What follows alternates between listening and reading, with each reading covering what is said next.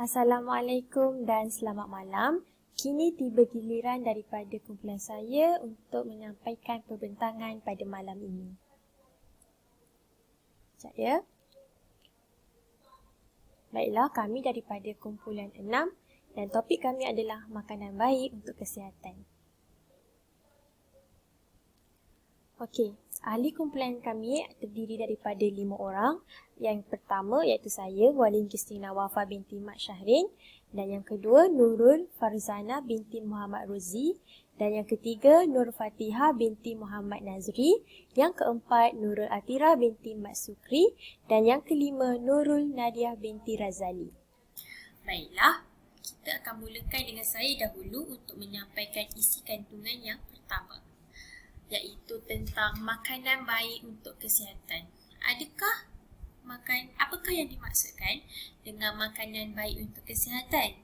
Makanan adalah benda yang kita makan, yang kita masuk ke dalam mulut dan hadam ke dalam perut. Jadi, adakah semua makanan baik yang kita makan ni adalah makanan yang baik untuk kesihatan? Okey, pada slide yang pertama ni menerangkan ini adalah makanan generasi kini. Kita berada dalam zaman, orang kata zaman kecanggihan, zaman yang mudah memperolehi apa sahaja, lebih-lebih lagi maklumat dan sebagainya lah. Okey, kita di fasa zaman kita ni adalah zaman yang senang, yang mudah. Teknologi sentiasa memudahkan kita. Okey, jadi kita ni dah terbiasa untuk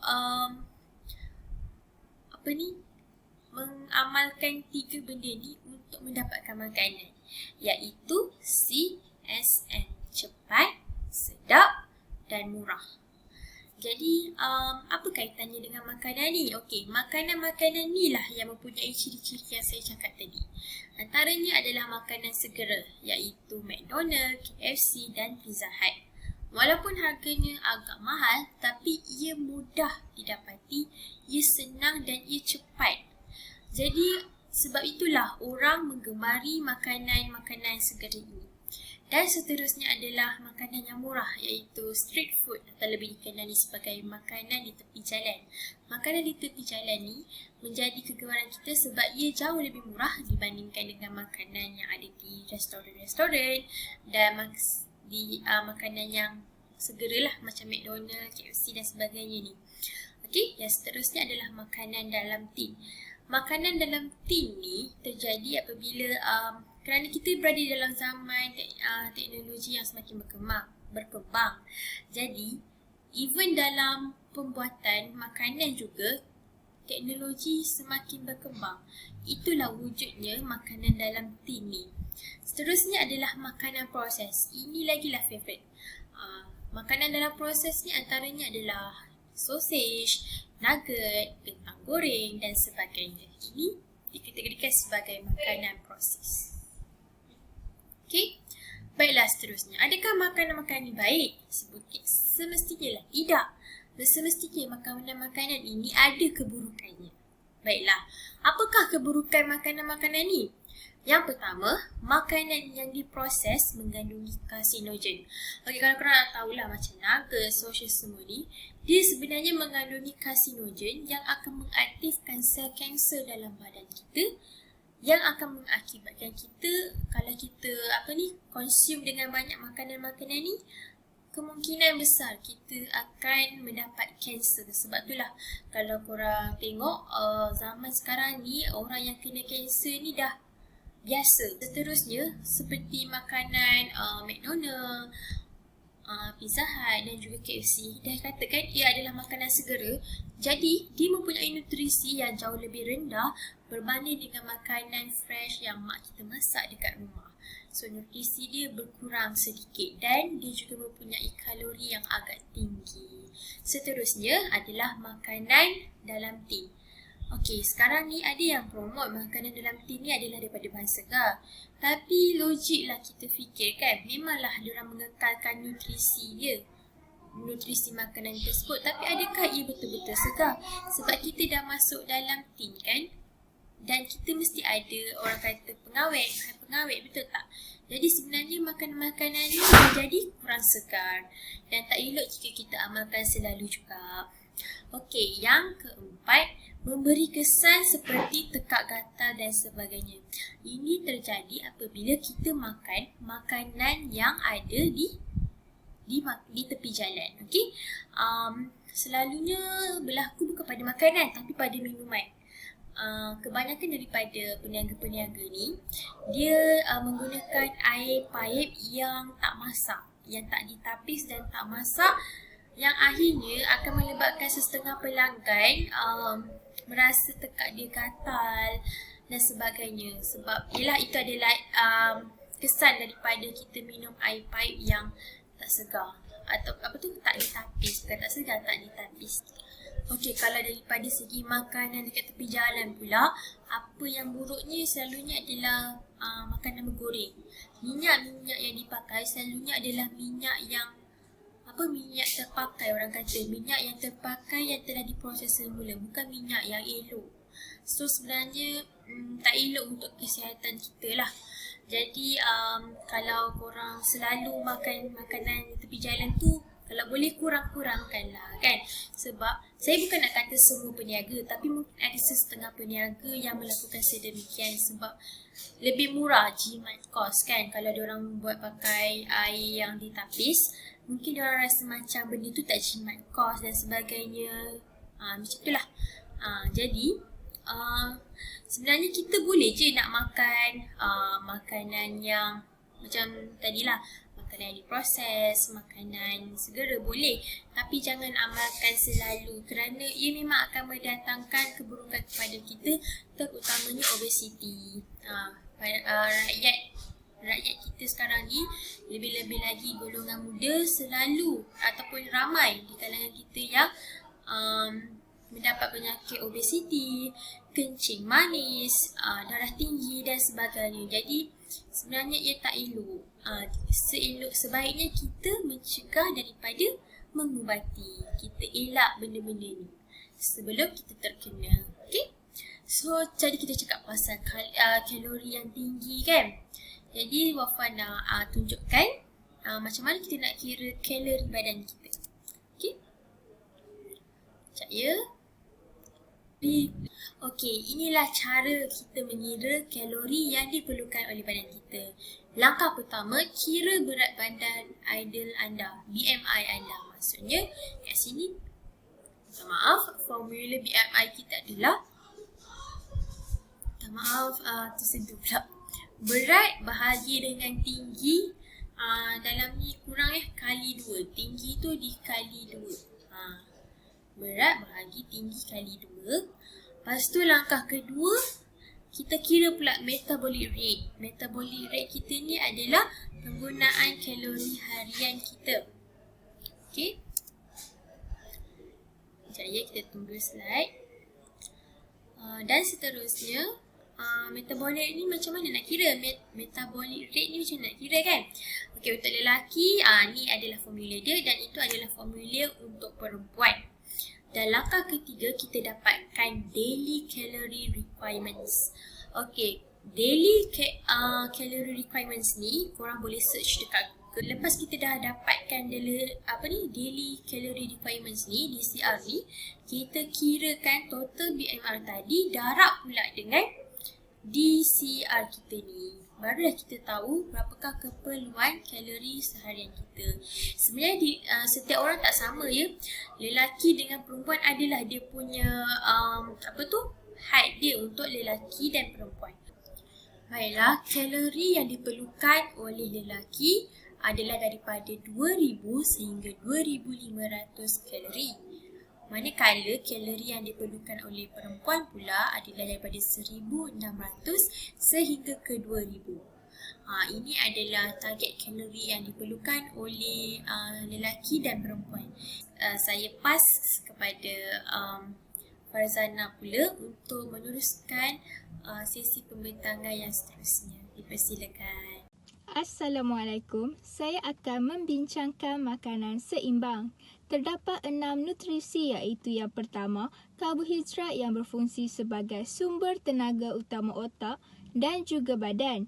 Karbohidrat juga merupakan sumber fiber yang baik. Yang kedua, lemak yang mempunyai sumber vitamin larut lemak iaitu A, D, E dan K berfungsi sebagai insulasi badan dan diperlukan untuk penghasilan hormon dalam badan. Yang ketiga, protein yang mempunyai nutrien yang penting untuk tumbesaran badan. Protein diperlukan oleh sel untuk memperbaiki tisu dan sel badan yang rosak. Yang keempat, gandum yang merupakan makanan ruji yang digunakan untuk penghasilan tepung gandum dan merupakan asas penting untuk penyediaan makanan roti. Yang kelima, vitamin yang berperanan dalam pertumbuhan normal, pengawalan kesihatan dan pencegahan penyakit. Dan yang terakhir, pelawas yang diperlukan untuk menjaga kesihatan usus dan membolehkannya berfungsi dengan baik. Contohnya, buah-buahan, sayur-sayuran dan kekacang. Ini merupakan hierarki pemakanan seimbang ataupun dipanggil piramid makanan. Cuba kita lihat anak tangga yang paling bawah yang mengandungi buah-buahan, sayur-sayuran dan salad. Kita disarankan untuk mengambil makanan tersebut sebanyak 5 hingga 7 kali sehari. Ia dikategorikan sebagai pelawas. Contohnya, kita boleh ambil sebiji apel atau sehiris betik atau 8 biji anggur kecil atau setengah cawan sayur untuk sekali makan. Seterusnya, bijirin, roti, kentang, pasta dan nasi kita disarankan untuk makan 3 hingga 5 kali sehari. Contoh pengambilan ialah secawan nasi putih atau 2 keping roti atau secawan mi atau 2 cawan bubur. Susu, yogurt dan keju disarankan makan 3 kali sehari untuk orang dewasa dan makan 5 kali sehari untuk yang berumur 9 hingga 18 tahun. Contoh pengambilan ialah sekeping keju atau segelas susu atau secawan yogurt. Daging, ayam, ikan dan telur disarankan makan sekali sehari. Contohnya, sekeping paha ayam, 2 sudu irisan daging, seekor ikan kembung bersaiz sederhana atau secawan kacang. Lemak, mentega dan minyak disarankan untuk ambil dengan kuantiti yang sedikit sahaja. Makanan dan minuman yang tinggi lemak dan gula tidak patut dimakan setiap hari. Cara mengawal pembahagian makanan ialah dengan menggunakan tangan kita sendiri sebagai panduan. Saiz genggaman atau penumbuk mewakili jumlah karbohidrat. Saiz tapak tangan mewakili jumlah protein. Saiz cekup mewakili buah-buahan atau sayur-sayuran dan yang terakhir ibu jari mewakili lemak. Menggunakan kaedah ini, kita dapat memastikan pemakanan kita adalah seimbang dari segi pengambilan karbohidrat, protein, lemak dan juga pengambilan fiber dari sumber sayuran dan buah-buahan. Piramid makanan Malaysia telah dihasilkan sebagai panduan dalam penyediaan hidangan yang sihat dan menekankan jumlah makanan bagi setiap kumpulan makanan. Pinggan Sihat Malaysia dihasilkan sebagai alat komunikasi yang lebih berkesan untuk menterjemahkan saranan daripada Panduan Diet Malaysia dan Piramid Makanan untuk membantu rakyat Malaysia mengamalkan tabiat makan secara sihat dengan merancang hidangan dalam seharian Pinggan Sihat Malaysia, menyarankan peningkatan pengambilan sayur dan buah, memastikan pengambilan nasi, mi, roti dan bijirin lain serta ikan, ayam, daging maupun kekacang adalah mengikut saranan. Ia berdasarkan pinggan berukuran 9 atau 10 inci yang biasa diguna oleh penduduk Malaysia. Pinggan Sihat Malaysia merupakan panduan asas tentang jumlah makanan yang diambil bagi setiap kumpulan makanan. Ia tidak bergantung kepada pengambilan kalori dan bilangan sajian yang khusus bagi setiap hari dari setiap kumpulan makanan. Saiz sukatan atau porsi sebenar dan jumlah makanan yang diperlukan adalah berbeza di antara individu. Rajah ini menunjukkan pinggan sihat Malaysia. Suku pinggan iaitu nasi, mi, roti, gandum, oats dan bijirin. Ia merupakan sumber tenaga, vitamin B, mineral dan serat yang baik. Suku pinggan lagi mengandungi daging, ikan, ayam, itik dan kacang. Ia merupakan sumber protein berkualiti tinggi yang penting untuk pembesaran badan dan pengekalan, penghasilan enzim dan hormon, pembaikan dan pembuatan sel-sel darah dan menguatkan sistem imun.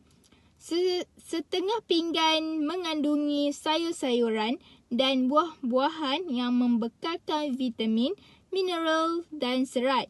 Ia merangsang sistem imun, menyokong pembesaran dan perkembangan yang biasa. Susu dan produk tenusu atau air kosong merupakan sumber kalsium untuk membina tulang dan gigi dan mengekalkan jisim tulang. Selamat pagi, Mak. Ayah. Selamat pagi. Ni ya, makan sandwich telur yang Mak buat ni. Kenapa Mak letak sayur dalam sandwich ni? Adam, kita kena makan sayur. Ianya mengandungi vitamin dan serat dan penting untuk kesihatan kita. Ni susu untuk Adam. Susu? Mak, Adam tak nak susu. Adam, kita kena minum susu setiap hari. Zat yang ada dalam susu penting tau untuk gigi dan tulang yang sihat. Iya. Barulah kita sihat sepanjang hayat. Kan Adam kan? Pemakanan yang baik untuk kanak-kanak antaranya ialah buah-buahan membekalkan serat, vitamin dan mineral. Kedua, sayur-sayuran mempunyai vitamin, mineral dan antioksida untuk mengekalkan sel otak yang kuat.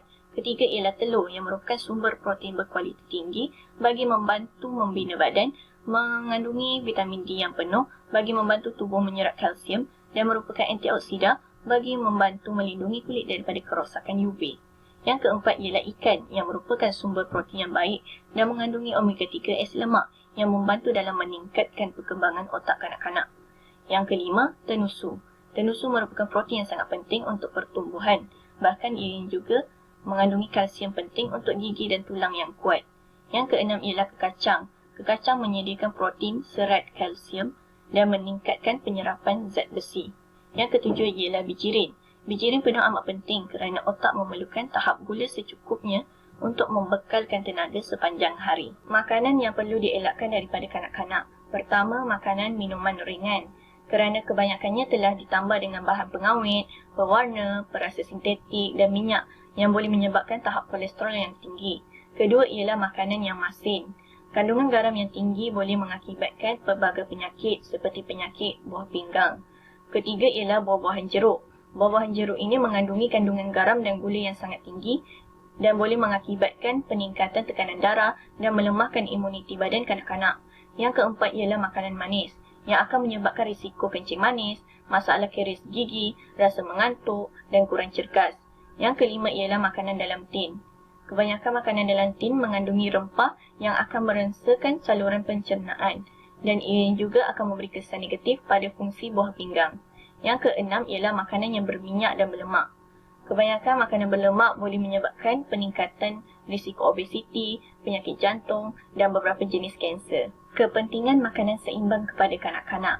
Makanan seimbang penting untuk kanak-kanak yang sedang membesar kerana mereka ini sedang menjalani fasa pembesaran yang aktif. Oleh itu, mereka memerlukan corak pemakanan yang baik bagi membantu ketahanan badan dan mengelak dari penyakit, bagi membantu perkembangan dan pertumbuhan kanak-kanak dengan baik, bagi memberi tenaga yang diperlukan oleh kanak-kanak dan juga bagi membantu pertumbuhan otak kanak-kanak dengan baik. Cara mewujudkan waktu makan yang menyeronokkan. Antara perkara yang dilarang ialah tidak memarahi kanak-kanak semasa makan, tidak mengugut kanak-kanak untuk makan. Kerana waktu makan perlu dalam keadaan yang tenang supaya makanan lebih mudah untuk dihadam. Seterusnya, tidak melakukan aktiviti lain semasa makan seperti menonton televisyen, bermain video game dan sebagainya. Yang terakhir, Tidak menghidangkan makanan yang terlalu banyak, kerana makanan yang terlalu banyak hanya akan menyebabkan pembaziran. Antara perkara yang perlu dilakukan ialah menggalakkan kanak-kanak supaya makan sendiri. Yang kedua, memperkenalkan sesuatu jenis makanan yang baru, sama ada secara langsung atau tidak langsung, bagi meningkatkan selera kanak-kanak. Yang ketiga, makan bersama-sama. Hal ini bukan sahaja mewujudkan waktu makan yang menyeronokkan, bahkan akan lebih mengeratkan hubungan kekeluargaan. Yang terakhir, sediakan makanan ringan yang kurang lemak dan berkhasiat, seperti buah-buahan, sayur-sayuran, daging dan sebagainya. Assalamualaikum warahmatullahi wabarakatuh. Nama saya Nurul Atirah binti Mak Sukri. Saya akan menceritakan tentang cara memasak makanan yang selamat dan sihat. Yang pertama ialah kukus. Dengan mengukus, kita dapat mengekalkan rasa dan nutrien yang terdapat dalam makanan. Sebagai contoh, kita dapat mengukus ikan ke, ayam ataupun daging. Yang kedua ialah sup. Golongan muda terutamanya kanak-kanak sangatlah menggemari sup. Tak kiralah makanan yang berkuah ke, makanan yang bersup ke. Sebagai contoh, kita dapat merebus ayam ataupun daging untuk dijadikan sup. Dan untuk menyihatkan lagi hidangan tersebut, kita tambahlah sikit sayuran ke, mi ke ataupun nasi untuk lebih mengenyangkan. Yang ketiga ialah merebus. Merebus ni kita boleh lakukan dengan menggunakan slow cooker ataupun peralatan dapur yang sesuai untuk merebus. Merebus ni sangatlah sesuai untuk golongan tua dan juga kanak-kanak seperti bayi. Sebabnya mereka ni tak boleh nak makan sayur-sayuran yang keras, sebagai contoh tomato ataupun lobak. So kita kena guna cara merebus dulu, barulah makanan ini akan jadi lembut. Yang terakhir ialah menumis. Dengan menumis, kita dapat mengekalkan nilai pemakanan yang terdapat dalam makanan tersebut. Dengan cara ini juga, kita dapat menjimatkan masa sebab dia sangat mudah. Kita just tumis, lepas tu kita tambahlah sikit sayur-sayuran dan dah siap. So, dengan cara ini, kita dapat mengekalkan keaslian bahan yang terdapat dalam hidangan yang kita sediakan itu. Seterusnya, saya akan menceritakan tentang penggunaan garam, gula dan juga lemak yang betul dalam masakan. Yang pertama ialah garam. Kurangkan penggunaan garam semasa menyedia dan memasak makanan. Elakkan menabur garam sewaktu memasak makanan. Sebabnya kita takut terlajak letak garam. So, digalakkan untuk menggunakan sudu. So, kita punya sukatan tu akan lebih tepat dan tidak akan terlebih garam lah. Okay, yang kedua ialah hadkan penggunaan serbuk perasa. Seperti contoh, kicap, sos tomato, sos cili dan juga serbuk perasa yang lain. Yang ketiga ialah kurangkan menghidang makanan yang diproses. Sebagai contoh, telur masin, ikan masin, sayur jeruk dan juga ikan berkasam. Sebabnya makanan ni dia telah diproses. So, keaslian yang terdapat dan nutrien yang terdapat dalam makanan tu telah hilang. So, menyebabkan makanan ini menjadi tidak sihat. Yang kedua ialah penggunaan gula. Kurangkan gula secara perlahan-lahan. Ambil masa untuk mengurangkan penggunaan gula dalam kehidupan seharian anda. Yang kedua ialah kurangkan gula di dalam masakan dan minuman. Sebagai contoh, gunakan buah-buahan segar atau buah untuk menggantikan gula. Sebab dalam buah-buahan ni juga ada sirap dan kemanisannya masing-masing kan.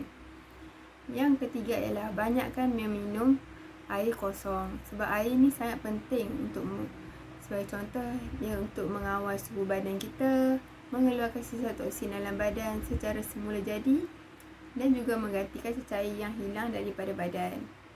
So, selalunya kita harus secara purata minum air kosong sebanyak 6 hingga 8 gelas sehari. Yang terakhir ialah penggunaan lemak. Buang kulit ataupun lemak yang terdapat di dalam daging ataupun yang kelihatan di atas daging. Sebagai contoh, kita dapat lihat ada macam benda yang warna putih-putih tu, dia adalah lemak. So, kita buanglah sikit. buang takat yang kita mampu. Okey, yang kedua ialah gunakan santan cair ataupun susu rendah lemak. Sebabnya untuk mengurangkan lemak lah, mengurangkan rasa lemak dalam makanan ataupun masakan yang kita buat tu. Okay, yang ketiga ialah hadkan memakan organ dalaman. Sebagai contoh, pedal ayam, hati dan usus. Seterusnya, saya Nurul Nadiah binti Razali akan menerangkan berkaitan dengan keracunan makanan. Keracunan makanan ialah penyakit yang biasanya berlaku secara tiba-tiba disebabkan oleh pengambilan makanan atau minuman yang tercemar. Antara punca-punca yang menyebabkan keracunan makanan ialah bakteria atau toksin, bahan kimia termasuk logam, tumbuhan atau haiwan serta hasil laut, virus dan yang terakhir mycotoksin. Berikut merupakan antara contoh bakteria yang menyebabkan keracunan makanan. Seterusnya, tanda-tanda keracunan makanan ialah sakit perut, muntah-muntah, pucat, rasa loya, pening kepala serta demam. Jadi, cara untuk mencegah keracunan makanan yang pertama daripada segi menjaga kebersihan ialah basuh tangan dengan betul selepas keluar dari tandas, basuh tangan dengan bersih sebelum mengendalikan makanan, pastikan tempat penyediaan makanan serta peralatan yang digunakan untuk menyediakan makanan dibasuh dengan bersih dan yang terakhir, sentiasa memastikan kawasan dapur bebas dari serangga dan haiwan seperti tikus, lalat, lipas dan lain-lain. Yang kedua, daripada segi penyediaan makanan, sentiasa mengasinkan makanan yang telah dimasak dengan makanan yang mentah menggunakan peralatan seperti pisau dan papan pemotong yang berbeza sewaktu penyediaan makanan yang belum dimasak. Yang ketiga, menyimpan makanan yang mentah dan yang telah dimasak di dalam bekas yang berbeza untuk mengelakkan daripada pencemaran silang. Seterusnya, untuk makanan dan minuman, sentiasa memasak makanan dengan sempurna, memasak makanan atau lebihan makanan dengan sempurna, menggunakan air dan bahan mentah yang bersih, minum air yang hanya telah dimasak atau minuman yang telah dibungkus atau dibotolkan, memilih makanan yang segar dan berkhasiat, membasuh buah-buahan dan sayur-sayuran dengan sempurna jika dimakan mentah. Yang seterusnya, makanan digerai. Sentiasa memilih gerai makanan yang bersih jika makan di luar atau membeli makanan untuk dibawa pulang, mengelakkan mengambil lauk yang telah terdedah atau tidak ditutup dengan sempurna, elakkan makan di tempat yang berdebu atau berdekatan dengan jalan raya, memastikan gerai makanan tersebut mempunyai sistem pengairan yang sempurna. Cara mencegah keracunan makanan yang terakhir melalui penyimpanan makanan. Sentiasa menyimpan makanan pada suhu yang betul. Jangan tinggalkan makanan pada suhu bilik melebihi 4 jam. Simpan semua makanan yang telah dimasak dan mudah basi dalam peti sejuk. Yang terakhir, langkah-langkah yang perlu dilakukan jika mengalami keracunan makanan. Yang pertama, segera ke klinik atau hospital untuk mendapatkan rawatan. Yang kedua, simpan makanan yang disyaki untuk siasatan oleh pegawai kesihatan. Yang ketiga, pastikan tiada orang lain makan makanan tersebut. Dan yang terakhir, maklumkan dengan segera kepada pejabat kesihatan daerah yang terdekat.